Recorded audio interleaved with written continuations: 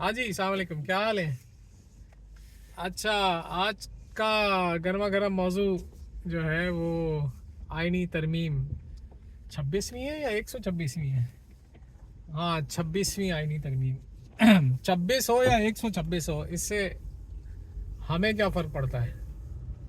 बहुत सारे लोग इस वक्त बड़े जज्बाती हैं कि आइन के साथ खिलवाड़ हो गया है और इसके अंदर जो ये तरमीम है ये नहीं होनी चाहिए थी।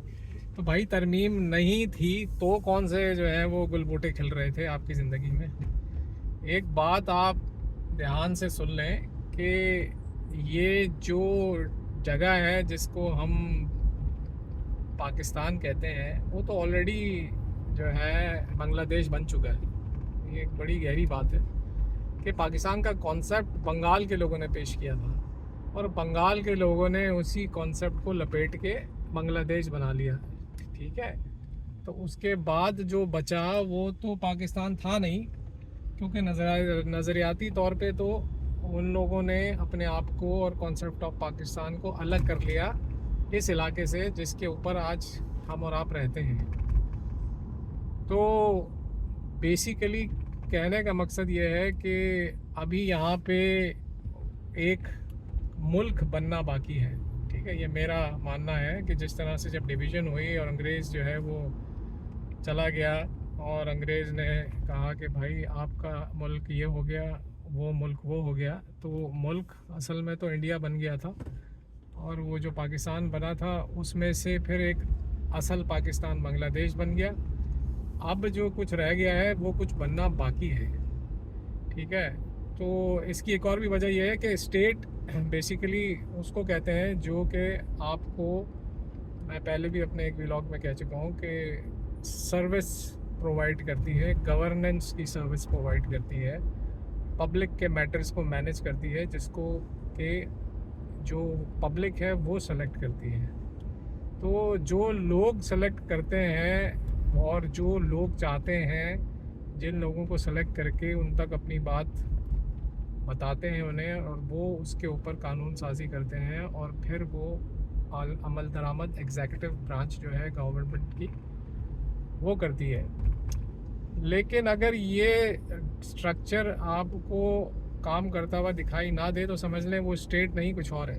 तो मेरे नज़दीक तो अभी एक स्टेटलेस टेरिटरी है जिसके अंदर के 25 करोड़ लोग अभी फंसे हुए हैं। उसमें से 1% लोग वो हैं जो कि मज़े उड़ा रहे हैं इक़्तिदार के, क्योंकि जिस किस्म का उन्होंने अफरा तफरी फैलाई हुई है निज़ाम की, उसमें चंद लोगों का बहुत फ़ायदा है। और ये एक बड़ी अच्छी ऑब्ज़र्वेशन भी है मेरी, क्योंकि मैंने बहुत अरसा मिडल ईस्ट में भी गुजारा है और अब अमेरिका में भी मैं यही देखता हूँ कि बेसिकली जो इक्वालिटी है माशरे के अंदर वो बड़ी इंपॉर्टेंट होती है। ये हम बचपन में सुना करते थे कि जी इक्वालिटी इज़ इम्पॉर्टेंट, सब बराबर होते हैं। सब बराबर होते नहीं हैं। सब बराबर अगर उनको मौका दिया जाए तो वो ख़ास बनने में ज़्यादा देर नहीं लगाते चंद लोग। तो जहाँ पर भी आप देखेंगे ज़रा सी खुली छुट्टी दी गई है, वहाँ चंद लोग तो बहुत मज़े उड़ा रहे हैं, बहुत ख़ास हो गए हैं, बहुत मुक़द्दस हो गए हैं, बाकी सब लोग रुल रहे हैं।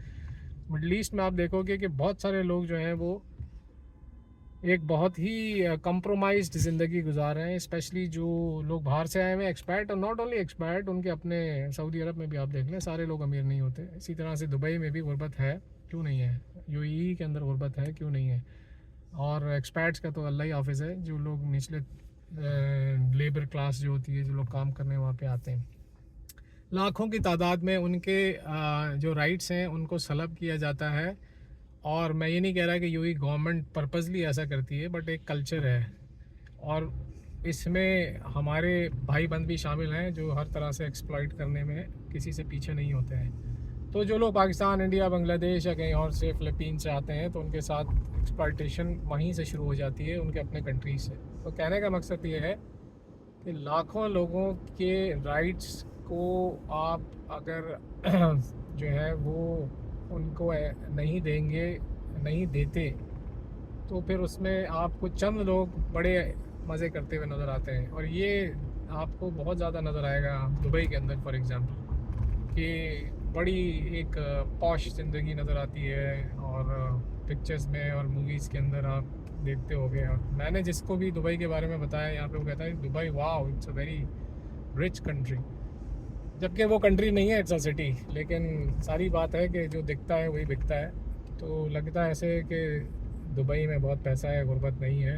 ऐसा कुछ नहीं है। दुबई में जो लोग स्पेशली जो एक्सपर्ट्स हैं और जो लोग मजदूरी के लिए वहाँ पे आए हुए हैं, जो लाखों की तादाद में होंगे, पूरे यूएई की मैं बात कर लेता हूँ, तो उनके साथ कुछ अच्छा सलूक तो होता नहीं है। तो उन्हीं की जो उनको, आज जैसे मैं किसी से बात कर रहा था कि अगर एक मज़दूर की तनख्वाह 6,000 दरम होनी चाहिए तो उसको 600 दरम मिलता है।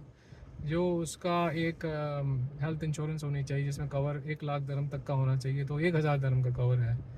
उसकी मेडिसिन के लिए जहाँ पर उसको 25,000 दरम का ओटीसी होना चाहिए, ओवर द काउंटर मेडिसिन वो ले सके, तो वो उसको 50 रुपए की मिल रही है। तो ये जो पैसा जो उसका हक है जो उसको नहीं दिया जा रहा है, वो फिर चंद लोग उससे अयाशी कर रहे होते हैं। फिर वो अपनी पीआर कंपनीज हायर करते हैं, फिर वो ब्लिंक ब्लिंक किस्म की वीडियोस बनाते हैं। एनीवेज, सो बात ये हो रही थी इक्वालिटी की। यहाँ पे यूएस के अंदर भी आपको नज़र आएगा कि सब लोग ज़्यादातर काम में लगे रहते हैं, क्योंकि काम करते हैं तो आपके पैसे आपको मिलते हैं, बनते हैं, तो उससे फिर you can have a good life style. तो कल्चर ऐसा है कि निकम्मे लोगों की जो है वो पजीराई नहीं की जाती। मिडल ईस्ट में इसका उलट है। मिडल ईस्ट में मैंने देखा है कि जो जितना निकम्मा है, हडराम है, उतना ही ज़्यादा उसका जो है वो उसकी पजीराई होती है और उसको ज़्यादा पैसे दिए जाते हैं, पता नहीं क्यों।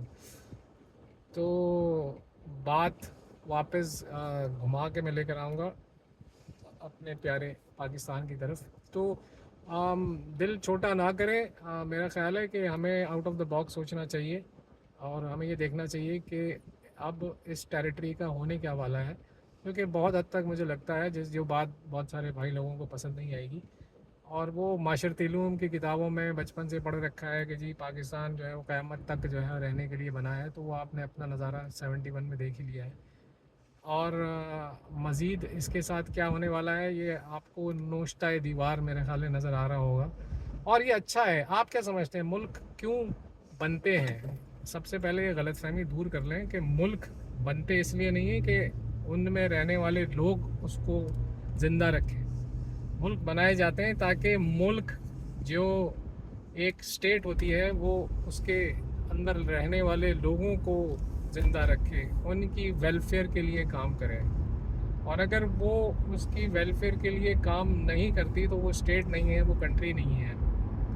ठीक है। और हर किस्म की गवर्नेंस, चाहे उसका टाइप ऑफ गवर्नमेंट कुछ भी हो, आप उसको अगर देखेंगे कि वो आवाम के लिए काम नहीं कर रही है, तो that is not a government that you should acknowledge. अगर आपको एक पासपोर्ट मिल जाता है और उस पर आप बाहर चले जाते हैं तो आप कहते हैं जी मेरा कंट्री है। कंट्री इस चीज़ का नाम नहीं होता। ये तो एक सर्विस है। Being a citizen of a country, आपको एक पासपोर्ट देना उस स्टेट का काम है। ये वो आप एहसान नहीं कर रही हो, उस स्टेट का काम है कि वो आपको पासपोर्ट भी दे और वो अपनी एम्बेसीज भी कायम करे और बाकी मुल्कों से ताल्लुकात रखे अच्छे, ताकि आप ट्रैवल कर सकें। और ये ट्रैवल किया जाता है, जो पर्पज़ होता है वो कॉमर्स ही होता है ना। आप जाते हैं, घूमते फिरते हैं या बिज़नेस करते हैं, दोनों सूरतों में आप पैसा लेके जा रहे होते हैं, पैसा लेके आ रहे होते हैं। तो इसमें फ़ायदा मुल्कों का ही होता है आपस में।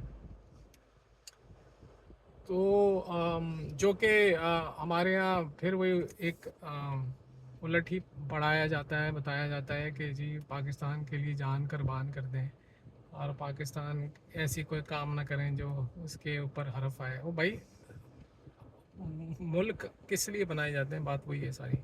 वो आप समझ चुके हैं मैंने क्या कहा है।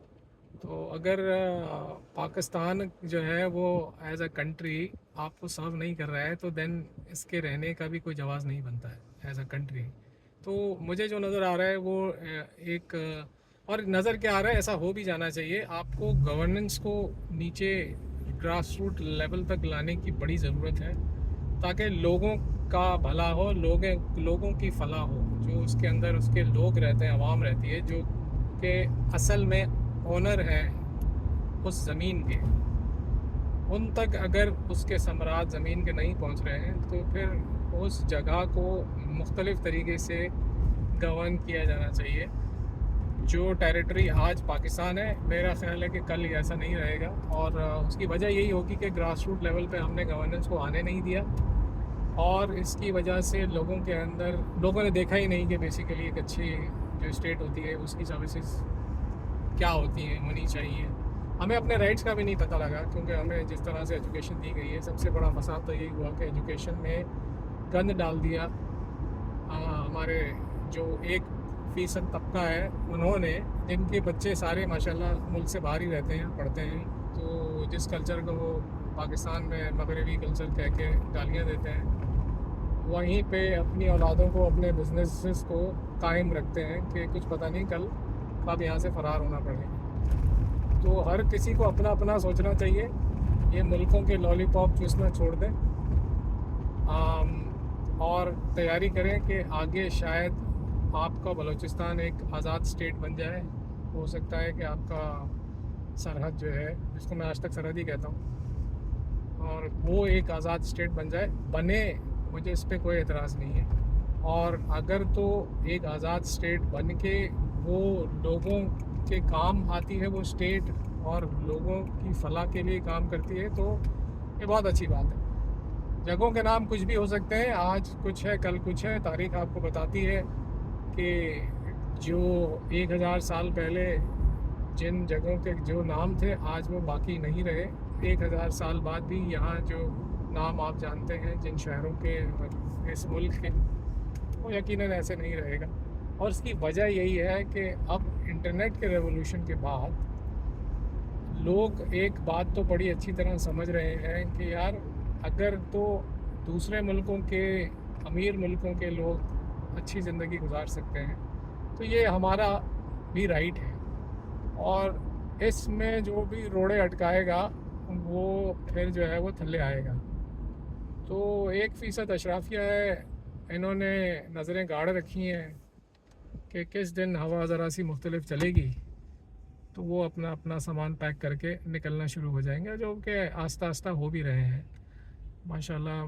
फ़ौजी जो डिक्टेटरशिप है जिस तरह की, उसका जो एक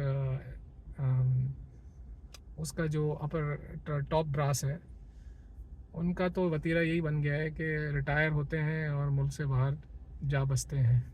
ये इसमें कहते हैं ना कि अक्लमंदों के लिए निशानियां हैं।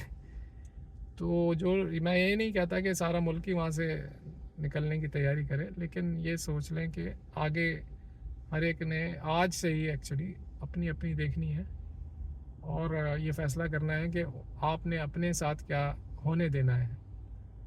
क्योंकि आगे से ये इस टेरिटरी में आपकी फ़लाह के लिए तो कोई काम होगा नहीं, क्योंकि जो लोग ऊपर बैठे हैं, जो लोग, I hate the word establishment, मगर मैं उनको कहता हूँ, जो 1% अशराफिया है,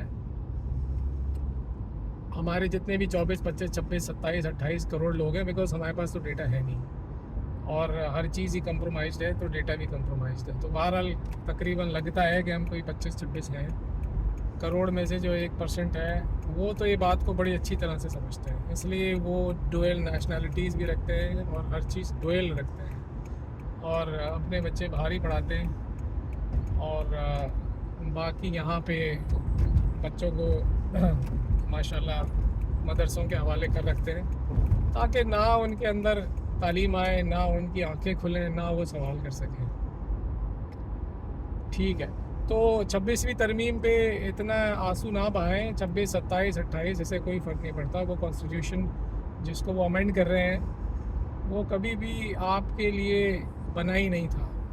वो एक इन्होंने खेल बना रखा है कि किसी तरह से हम बस इस हद तक एक तासुर दें इंटरनेशनल कम्युनिटी को कि हम एक कंट्री जोगे कंट्री हैं, एक मुल्क जोगे मुल्क है जिसको कि आप पैसा दे सकते हैं।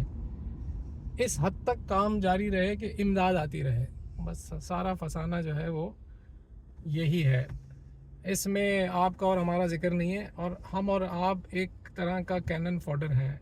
ठीक है, एक और बात जो आपको शायद बुरी लगेगी, जिस तरह से फ़लस्तीन में फ़लस्तीनी लोगों को as a cannon fodder, human shield इस्तेमाल किया जा रहा है, इसी तरह से आप देखेंगे पाकिस्तान में भी हम लोगों को इसीलिए रखा गया है कि कल को सैलाब आता है तो जितने लोग मरते हैं उतने ही ज़्यादा आंसू बहते हैं, तो फिर अच्छी अच्छी वीडियोस बनती हैं, तो फिर इंटरनेशनल कम्युनिटी के पांव पड़े जाते हैं कि भाई किसानों भी पैसा दो।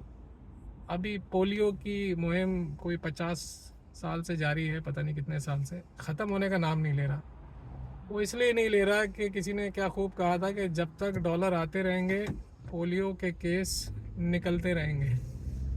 हाँ, तो आप मेरा मुद्दा समझ ही गए होंगे। कराची से ताल्लुक़ है मेरा, और वहाँ पे 7 के कोई 8 कंटोनमेंट्स हैं, और वो मेरी आबादी के दरमियान में बनाए इसलिए गए हैं कि कल को कोई पुट्ठा सीधा वाक़या हो जाता है तो रोने पीटने में बड़ी आसानी होगी कि देखिए सिविलियंस पे हमला कर रहे हैं, सिविलियंस को मार रहे हैं, जबकि वो कोई ये नहीं सोच रहा कि बैठे क्यों हैं लेके ये सब गोला बारूद लोगों के दरमियान।